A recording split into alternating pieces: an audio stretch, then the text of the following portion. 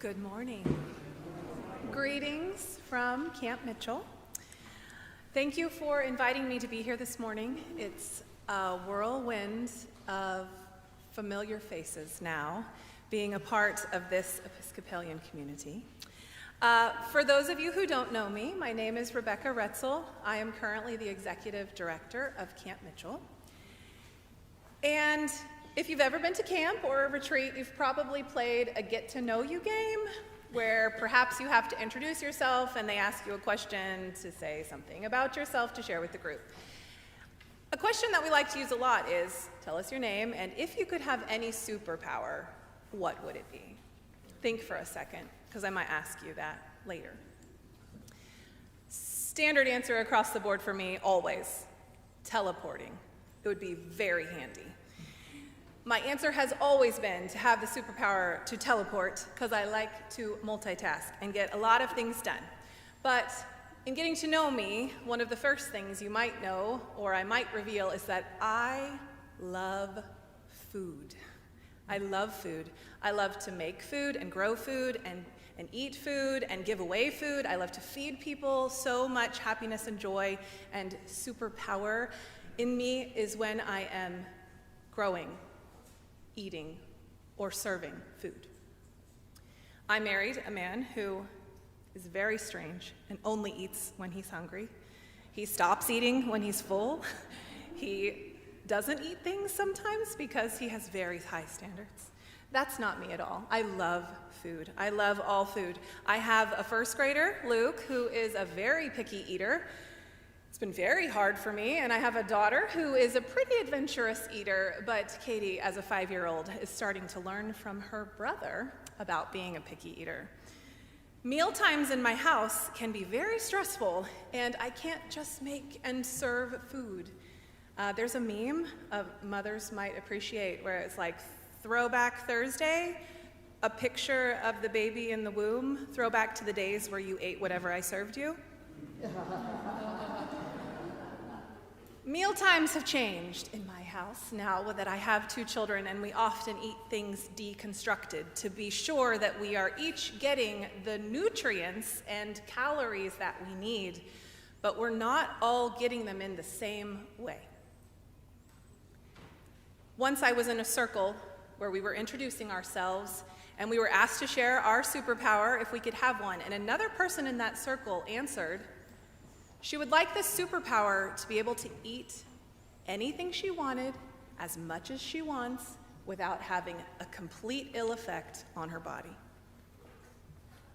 And I thought, yes, that's the superpower I want. I want that. I just want to be able to eat all that I want to eat all the time, everything I want all the time. But the more that I thought about that, I do not want that. I think that food might lose its magic. It would lose the nuance and the anticipation and the delicacy. I don't know if I would love food the way I do now if I had a superpower like that. I would no longer pay attention to what I was putting into my body.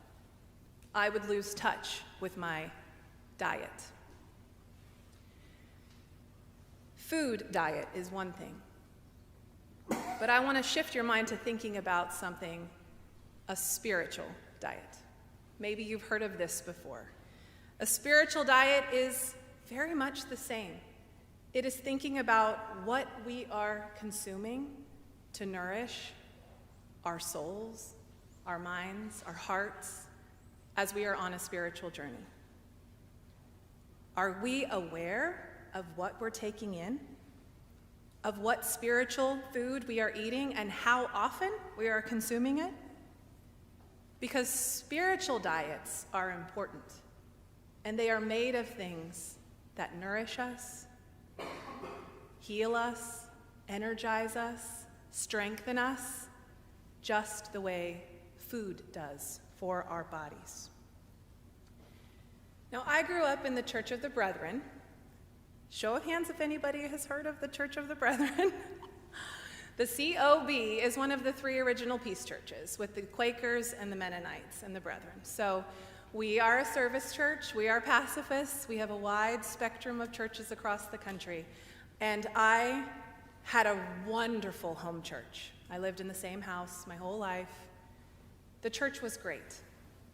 But if you think about spiritual food, it wasn't the Sunday morning sermons or even the Sunday school classes sometimes that were nourishing me spiritually.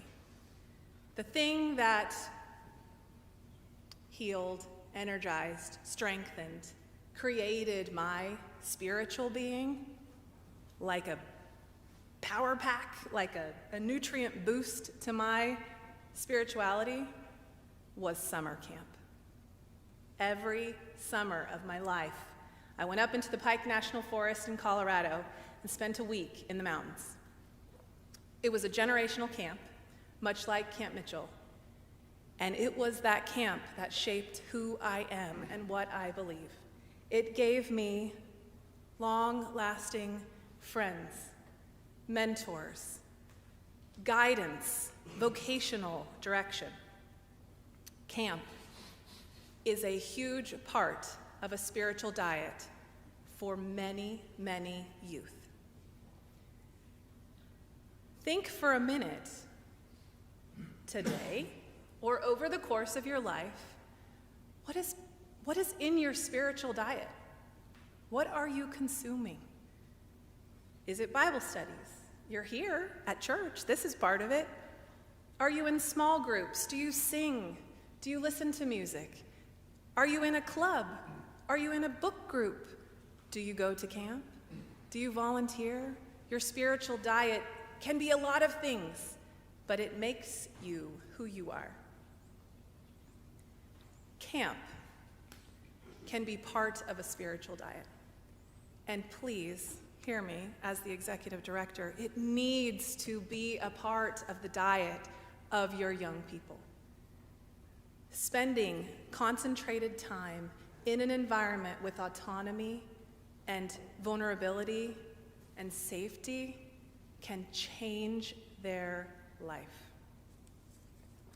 Now, I never expected to be the executive director of Camp Mitchell. When I applied for this job in March of 2022, I was impressed by several things. If you've been there, you know, top of the list is that view, the campus, the buildings, that land. It's incredible. There is a healthy, generational community of campers and staff and supporters, which was evident to me in the very first conversations I had. I was especially drawn to the specialty camps you have there. Robert R. Brown is a camp for adults with disabilities. The Dick Johnston's Children's Camp is one for kids who may not get it otherwise, access to swimming lessons and reading literacy. I was also taken with the new board of directors' desires to develop more interfaith relationships, to make new programs, to establish partnerships, such as our most recent one with Camp Quality, which is a camp that's been running for 30 years in Arkansas, providing community and camp to families and kids with pediatric cancer. They were on the hunt for a new home, a camp that would better align with their open and affirming values. And we are so glad to have them. During my interview process and my discernment process, I also took note of Camp Mitchell's 4 core pillars. They're on our website. You could look at them. Spiritual growth, creation care, radical inclusivity, and Christian hospitality.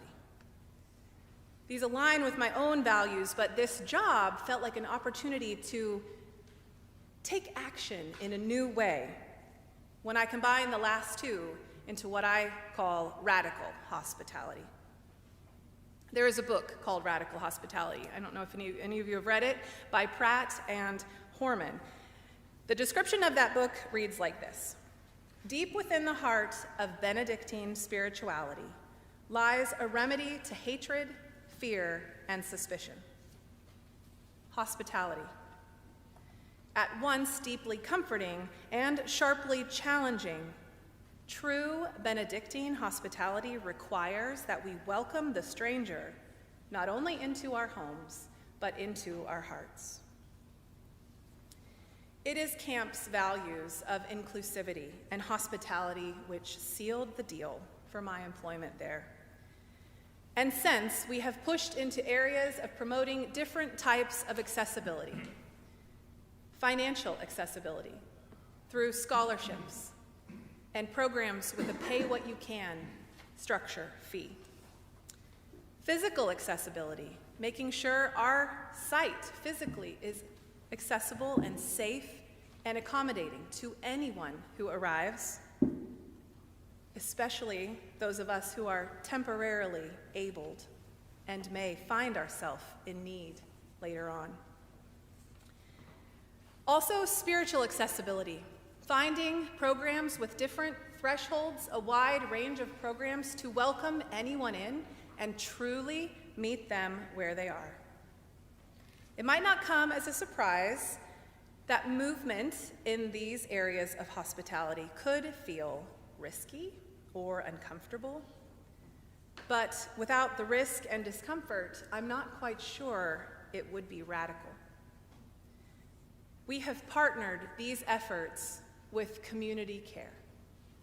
We have built a program in the last year with social work interns. We've restructured our staff structure. We've built in layers of support, better training, all sorts of things to ensure that we buck that model of burnout that is synonymous with summer camp. That is not the way to provide sustainable or high-quality care for the campers and guests that we serve. Now, that book, Radical Hospitality, had a little review in there that caught my attention. A reviewer wrote this: "At its most basic, hospitality means saying welcome in to the friend and stranger alike.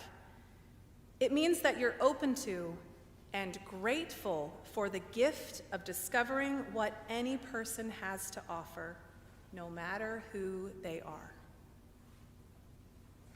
This year, our overall camp theme is Be the Missing Piece. If you stop by the table in the building, in the room over there, you'll see some puzzle pieces on the table. This is why. We're leaning into those words, open and grateful for the gift of discovering what a person has to offer, with an invitation to step in and step up, to bring yourself to camp in whatever way you feel called. Chances are good that you might just be the missing piece for something greater than yourself. You'll see a missing piece with the word basketball on it. And if you donate a basketball, you'll be the missing piece in that game that might happen at junior high camp later this summer. Or you might give of yourself in a way that has an impact that you may never even know. As we welcome the Episcopal youth to the mountain, we encourage them not to discount who they are or what they have to offer. Each of us has our own talents, our own spiritual gifts, but we are all part of the body of Christ. And without us, it is incomplete. True wholeness requires us to show up with confidence within our families, communities, and beyond. Not only must we just be open and grateful for the gift of knowing others' gifts, we must allow ourselves to reveal our gifts. And it's that latter that can sometimes be the harder thing to do. But without both sides, the giving and receiving, Benedictine hospitality cannot exist. Altogether, I believe we will move towards wholeness in this way. As we've heard the words this morning, all of us, the many descendants of Abraham, in the words we sang, we shall come and make known to a people yet unborn. At camp, we are building programs to welcome in friends and strangers alike, We are creating them with intention so that they will be safe spaces, genuine spaces, radically hospitable spaces where a person can be authentic and vulnerable. I love quotes from Brené Brown, and I like to use this one from her book, Dare to Lead. In this, she refers to our youth as students. She writes, "We must be guardians of a space that allows students to breathe and be curious and explore the world and be who they are without suffocation. They deserve one place where they can rumble with vulnerability and their hearts can exhale. And what I know from the research is that we should never underestimate the benefit to a child of having a place to belong."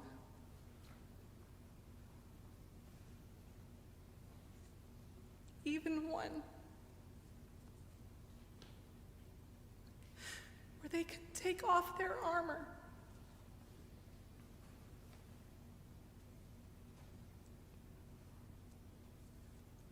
It can, and often does, change the trajectory of their life.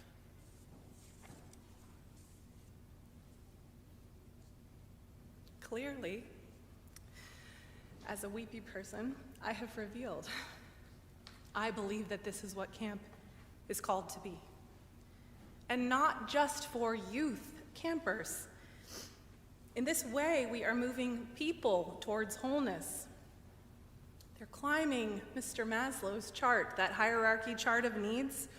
With the right programs, we can meet a person, a child or an adult, where they are, even if they are stuck in a loop at the bottom of that chart. We can extend the right sort of community care that sets them on a path, the journey all the way to the top, towards that spiritual maturity and on to vocation. At convention, the bishop used this phrase that I love, that we are called to expand the reach of our embrace. I want to close with words that have been a part of my life for a long time. It's an acknowledgement of the good work that I know is happening here. It's an invitation to be part of the work that's happening on the mountain. And it is a reminder that we are connected, part of something bigger than ourselves.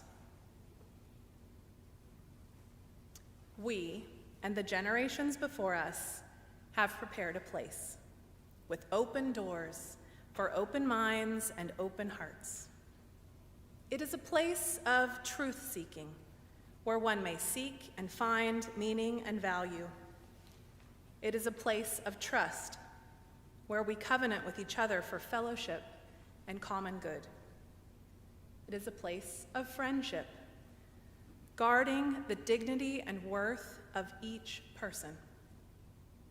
It is a place of worship and meditation, art and music and nature, of adults and children, of action and rest.